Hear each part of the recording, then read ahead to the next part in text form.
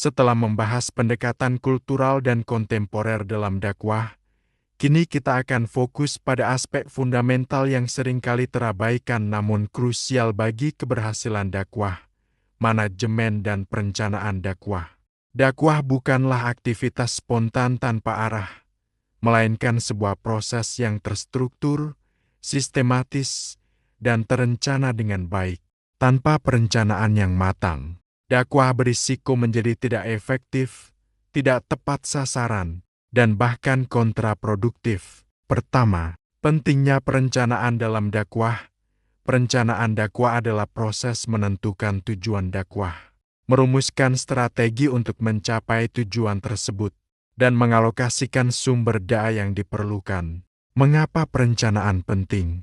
Efektivitas, memastikan pesan dakwah sampai kepada audiens yang tepat dengan cara yang paling efektif. Efisiensi, menggunakan sumber daya waktu, tenaga, dana secara optimal. Relevansi, menyesuaikan pesan dan metode dakwah dengan kebutuhan dan karakteristik audiens serta konteks zaman. Evaluasi, memungkinkan pengukuran keberhasilan dan perbaikan berkelanjutan. Kedua, bentuk-bentuk perencanaan dakwah. Perencanaan dakwah dapat dilakukan dalam berbagai skala dan bentuk. Perencanaan strategis, menentukan visi, misi, dan tujuan jangka panjang dakwah misalnya 5 hingga 10 tahun ke depan. Ini melibatkan analisis lingkungan eksternal, peluang dan ancaman dan internal kekuatan dan kelemahan.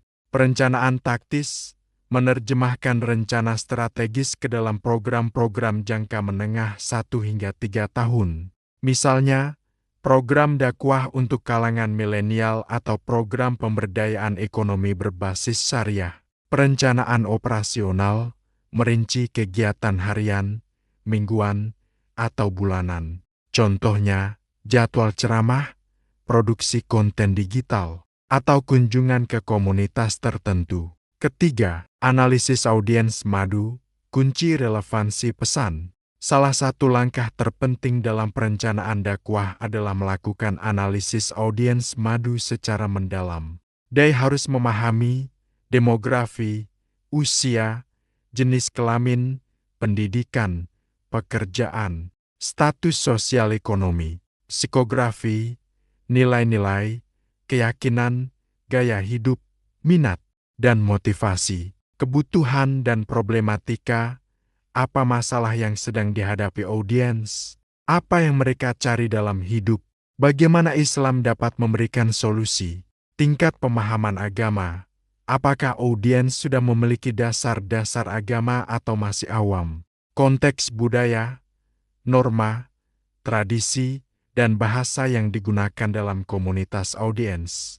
Dengan memahami audiens, Dai dapat mengemas pesan dakwah yang relevan, menggunakan bahasa yang tepat, dan memilih metode yang paling efektif. Pesan yang tidak relevan atau tidak dipahami akan sia-sia. Keempat, strategi pengemasan pesan dakwah.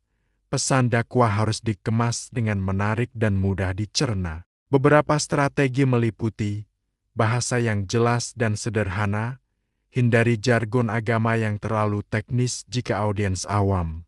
Gunakan analogi atau metafora yang mudah dipahami. Relevansi kontemporer, kaitkan ajaran Islam dengan isu-isu terkini, masalah sosial, atau tantangan hidup yang dihadapi audiens. Pendekatan solutif, sajikan Islam sebagai solusi atas problematika kehidupan, bukan sebagai beban atau larangan semata. Kisah dan keteladanan, gunakan kisah-kisah inspiratif dari Al-Quran, hadis, atau sejarah Islam, serta tunjukkan keteladanan Nabi Muhammad SAW dan para sahabat.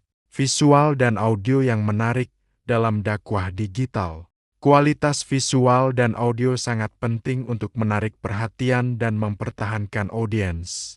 Pesan positif dan optimis, fokus pada rahmat, harapan, dan keindahan Islam, bukan hanya pada ancaman dan hukuman. Kelima, alokasi sumber daya dan tim dakwah. Perencanaan juga mencakup alokasi sumber daya secara efektif.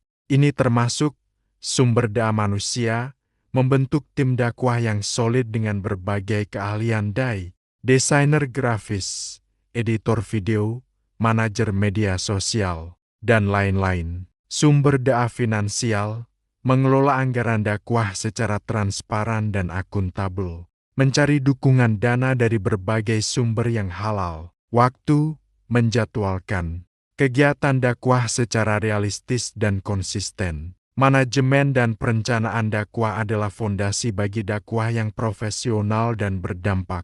Ini mengubah dakwah dari sekadar aktivitas keagamaan menjadi sebuah gerakan sosial yang terorganisir, mampu membawa perubahan positif yang signifikan bagi individu dan masyarakat. Di skrip berikutnya, kita akan membahas bagaimana seorang dai dapat membangun citra diri yang positif dan berintegritas, yaitu personal branding dan etika mubalik.